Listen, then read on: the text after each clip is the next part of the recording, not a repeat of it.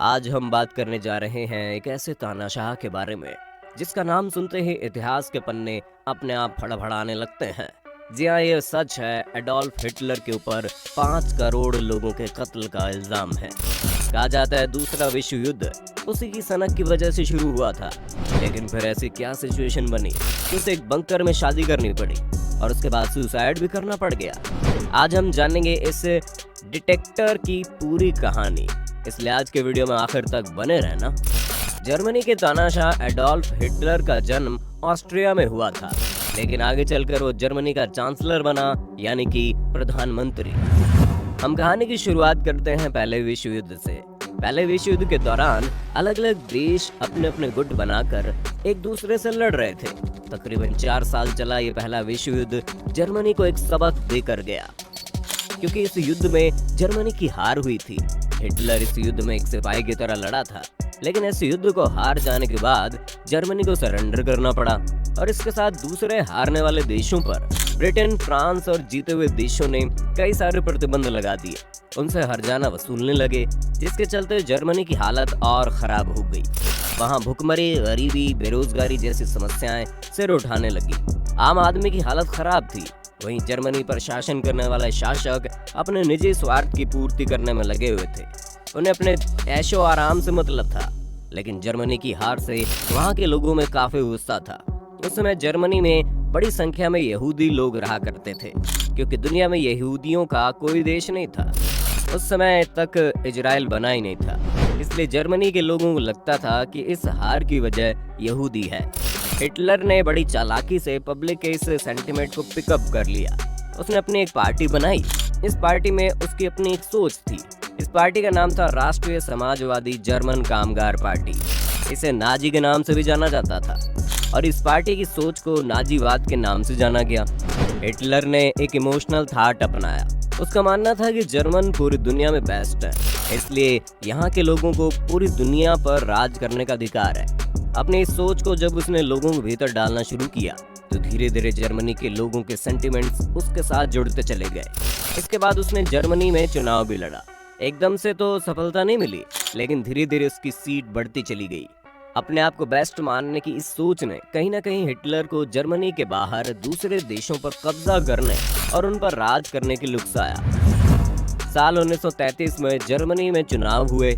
चुनाव में हिटलर और उसकी पार्टी को बहुत बड़ी जीत मिली। हिटलर जर्मनी का चांसलर बन बैठा। इसके बाद हिटलर ने वहाँ की संसद को बर्खास्त कर दिया और सारी पावर अपने हाथ में ले ली। यहाँ तक कि हिटलर ने अपने आप को जर्मनी का जब सर्वोच्च न्यायाधीश घोषित कर दिया। हिटलर को ये भी लगता था कि जर्मनी ने जो पहला विश्व युद्ध हारा है, उसमें पोलैंड का भी हाथ है, इसलिए अब उसका मन दूसरे देशों के साथ साथ युद्ध करके उन पर कब्जा करने के लिए प्लानिंग करने लगा। लेकिन इस दौर में एडोल्फ हिटलर के साथ साथ इटली का तानाशाह मुसोलिनी भी हिटलर की सोच जैसी ही सोच रखता था। इनके साथ दुनिया का एक और देश था जापान, जो इस तरीके से द्वितीय विश्व युद्ध में तीनों देशों ने अपना एक गुट बना लिया। जर्मनी, इटली और जापान के नाम से दुनिया के दूसरे देश घबरा गए। न जाने कब किस देश पर हमला करके ये उसे जीत ले। इसलिए अमेरिका, ब्रिटेन और फ्रांस ने अपना एक गुट बनाया। उनके साथ सोवियत संघ भी मिल गया। जो इस तरीके से द्वितीय विश्व युद्ध के दौरान पूरी दुनिया 2 ग्रुपों में बट गई। तानाशाहों की इस तिगड़ी के खिलाफ दुनिया के जो देश खड़े हुए, उन्हें मित्र देश कहा जाने लगा। द्वितीय विश्व युद्ध की शुरुआत हुई 1 सितंबर 1939 से, जब जर्मनी ने पोलैंड पर अचानक हमला कर दिया। पोलैंड की इंग्लैंड के साथ एक ऐसी संधि थी जिसके तहत विपरीत परिस्थितियों में इंग्लैंड को पोलैंड के साथ रहना और उसे सुरक्षा देना था। तो हमला पोलैंड पर हुआ था, लेकिन उसके साथ इंग्लैंड भी इसमें इन्वॉल्व हो गया। इंग्लैंड के साथ फ्रांस भी इस युद्ध में कूद पड़ा, लेकिन तब तक जर्मनी पोलैंड पर कब्जा कर चुका था। इस घटना के बाद साल 1939 में युद्ध तो नहीं हुआ, लेकिन हालात बहुत ही तनाव भरे रहे। इसके बाद 9 अप्रैल 1940 को जर्मनी ने नॉर्वे और डेनमार्क पर हमला कर दिया। इन दोनों देशों पर कब्जा करने के बाद बेल्जियम, हॉलैंड और सीधे सीधे फ्रांस पर भी हमला हो जाता है। आखिरकार फ्रांस ने भी हिटलर के आगे सरेंडर कर दिया। फिर फ्रांस को जीतने के बाद हिटलर ने सीधे सीधे इंग्लैंड पर हमला कर दिया। जर्मन फाइटर एयरक्राफ्ट इंग्लैंड को बर्बाद करने की कोशिश कर रहे थे, लेकिन इंग्लैंड उन्हें कड़ी टक्कर दे रहा था। इस टक्कर में इंग्लैंड का पलड़ा भारी पड़ता है और हिटलर को वहां मुंह की खानी पड़ती है। ये पहला मौका था जब हिटलर ने हार का स्वाद चखा था। इसके बाद उसने रशिया पर हमला किया, उसके बड़े हिस्से पर कब्जा कर लिया। उस समय रूस इस हमले के लिए तैयार नहीं था, लेकिन इसके बाद रूसी फौजें इकट्ठा हुई और जर्मन सेना ने जैसे ही रूस में घुसने की कोशिश की, उसके पहले ही रूस की फौजों ने हिटलर की सेना को घेर लिया।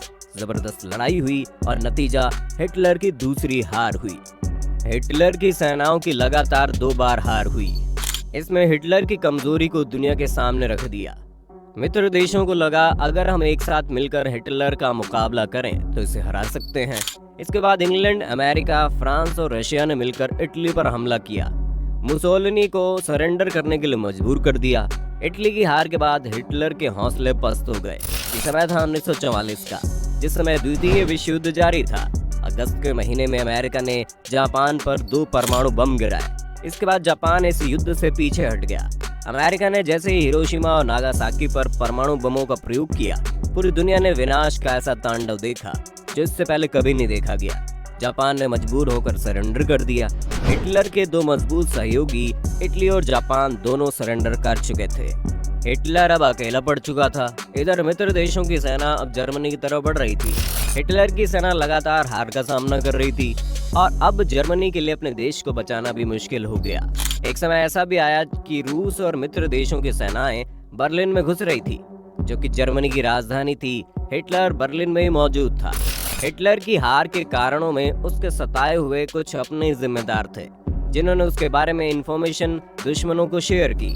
हिटलर को भी इस बात का एहसास था कि उसके अपने ही सैन्य अफसरों ने उसके साथ गद्दारी की। हिटलर ने अपने आप को सेव करने के लिए बर्लिन में ही जमीन से 50 फुट नीचे एक ऐसा बंकर बना रखा था जिसके बारे में ज्यादा लोगों को जानकारी नहीं थी। अपने चंद भरोसेमंद लोगों के साथ अपनी गर्लफ्रेंड को लेकर उसी बंकर में अपने आप को सिक्योर फील कर रहा था। उसे यकीन था कि उसकी सेनाएं रूस की सेना को बर्लिन से खदेड़ देंगी और फाइनली जीत उसकी होगी, लेकिन ऐसा हुआ नहीं। रूस की सेनाएं लगातार हिटलर की तलाश में आगे बढ़ती चली जा रही थी। अब हिटलर के पास केवल 2 रास्ते बचे थे, या तो वो सरेंडर कर दे या फिर सुसाइड कर ले। लेकिन पकड़े जाने पर वो अपने दोस्त मुसोलिनी के अंजाम को अच्छी तरह से जानता था। जिस तरह पब्लिक ने मुसोलिनी की डेड बॉडी के साथ व्यवहार किया, वो नहीं चाहता था कि उसे भी इस तरीके की मौत मिले। इसलिए ना तो वो सरेंडर करना चाहता था, ना ही वो ये चाहता था कि उसे फौज गिरफ्तार कर ले। अब केवल उसके पास सुसाइड करने का ही एक रास्ता बचा था। यहीं से हिटलर की लाइफ की उल्टी गिनती शुरू हो जाती है। उस बंकर में हिटलर की गर्लफ्रेंड इवा भी मौजूद थी। 29 अप्रैल 1945 को हिटलर अपनी गर्लफ्रेंड को प्रपोज करता है और कहता है कि मैं तुमसे शादी करना चाहता हूँ। इवा तो उसके लिए तैयार हो जाती है, लेकिन शादी कराने के लिए प्रीस्ट की जरूरत पड़ती है। उस समय रूस की बमबारी से बर्लिन शहर खंडर बन चुका था। तब इस क्रिटिकल कंडीशन में भी हिटलर के भरोसेमंद सैन्य अफसर शहर में जाते हैं और प्रीस्ट को लेकर आते हैं। लेकिन जब प्रीस्ट को ये बताया जाता है कि उसे शादी करानी है, तो वो बताता है कि वो मैरिज सर्टिफिकेट लाना ही भूल गया।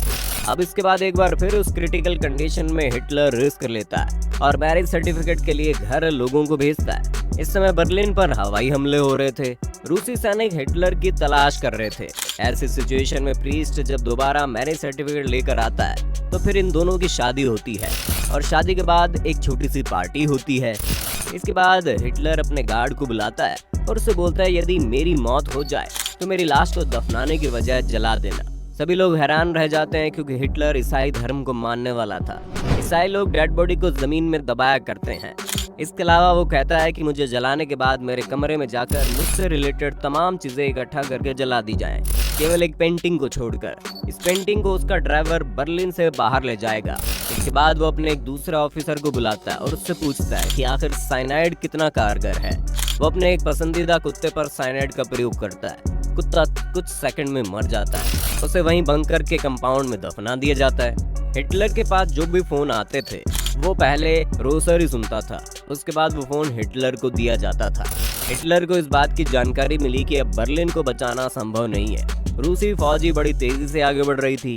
इसके बाद हिटलर अपनी गर्लफ्रेंड इवा के साथ रूम में जाता है। रूम के बाहर उसका गार्ड रोसर मौजूद होता है। हिटलर की जिंदगी के आखिरी पलों पर रोसर ने किताब लिखी है। कुछ देर बाद हिटलर के कमरे से एक फायर की आवाज आती है। हिटलर ने पहले ही कह दिया था कि उसे डिस्टर्ब ना किया जाए। थोड़ी देर बाद उस कमरे को खोलकर जब लोग अंदर जाते हैं तो देखते हैं टेबल पर हिटलर मरा हुआ है और इवा भी मर चुकी है। इवा ने नीले कलर की ड्रेस पहनी थी। इवा की मौत साइनाइड के जरिए हुई, जबकि हिटलर ने खुद को गोली मार ली। हिटलर ने अपने एक और मददगार से 200 लीटर पेट्रोल मंगाया था, हालांकि केवल 180 लीटर पेट्रोल मिल पाया। हिटलर की लाश और उसके साथ उसकी तमाम चीजों को जला दिया गया। इसके बाद इन तमाम चीजों को इवा के साथ दफना दिया गया। इसके कुछ दिन बाद रूस की सेना इस बंकर तक पहुंचती है। रूसी सेना उस गड्ढे को खुदवाती है, वहां से एक दांत का सेट और कुछ चीजें मिलती है। रोसर को गिरफ्तार कर लिया जाता है। फिर हिटलर के उस डॉक्टर को भी गिरफ्तार किया जाता है जो उसके दांतों का अक्सर इलाज करता था। उसके जरिए रूस की सरकार ये कंफर्म करती है कि 29 अप्रैल 1945 को हिटलर की मौत उसी के बंकर में हुई थी। लेकिन ये कहानी हिटलर के नजदीक रहने वाले लोगों के जरिए ही दुनिया के सामने आई थी, जिस पर रूस की सरकार ने अपनी मोहर लगा दी थी। कुछ लोगों का ये भी कहना है कि दरअसल हिटलर बर्लिन से निकलने में कामयाब हो गया था। वो भेष बदलकर ब्राजील में रहने लगा। 90 साल की उम्र में उसकी ब्राजील में मौत हुई। साथ ही कुछ लोगों ने उसके देखे जाने का भी दावा किया था, लेकिन ये तमाम अफवाहें थी। रोसर की रूस की जेल में 11 साल करीब रहना पड़ा। उसके बाद वो छूट कर आया। 90 साल की उम्र में उसकी मौत हुई। हमें यकीन है हिटलर की जिंदगी पर आधारित ये वीडियो आपको पसंद आया होगा। आप हिटलर के बारे में क्या सोचते हैं, हमें कमेंट बॉक्स में लिख कर जरूर बताइए। फिर मिलते हैं अगले वीडियो में, तब तक के लिए जय हिंद, जय भारत, वंदे मातरम।